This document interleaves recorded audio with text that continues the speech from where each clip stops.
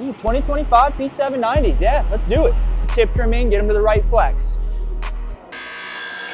Gonna prep that tip section, get the paint off of there, give a nice surface for that epoxy to stick to. Because we have some parallel graphite shafts, something we do every single day here at TrueSpec is we bore out these heads to make sure that we can fit these shafts. Make sure you get this bit centered in there very nice. Just take it slow.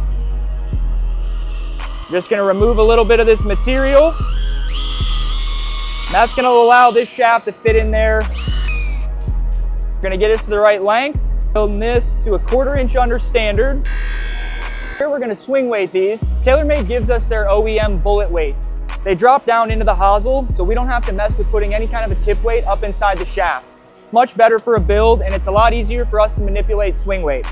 Right now we're sitting at C4. We're only gonna need to put about a 2 gram drop-in weight down inside the hosel.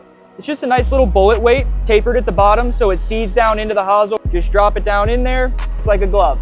C5 on the button. So we're gonna mix up some epoxy. Got our DP810. Gonna mix in a little bit of shafting beads, gives us that extra little bit of hold when we install these. You wanna make sure that you put a lot of epoxy down inside the well and on the weight to make sure that it holds on there properly. If you don't put any epoxy on here, it's not gonna ruin the club, but you're gonna get some vibrations and rattles. You just kind of roll the weight inside the epoxy, but you just wanna slide it in.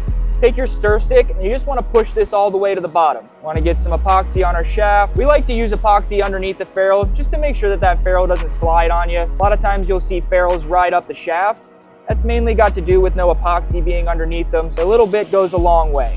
Always twist when you install a shaft into a hosel. Make sure that epoxy gets spread around on all the surfaces. So just gentle taps. As builders, we always listen for the audible change. You're gonna feel that nice solid thump when you get to the bottom of the hosel. Clean off any of the excess epoxy so that doesn't dry around your ferrule. It's just a felt belt, shaving off a little bit of plastic. Make this smooth with the hosel. Put a little bit of acetone on here and shine it up. We got our Mitchell Loft and Lie machine here. Looking at this bar that runs in the middle, we wanna make sure that that's parallel with our groove.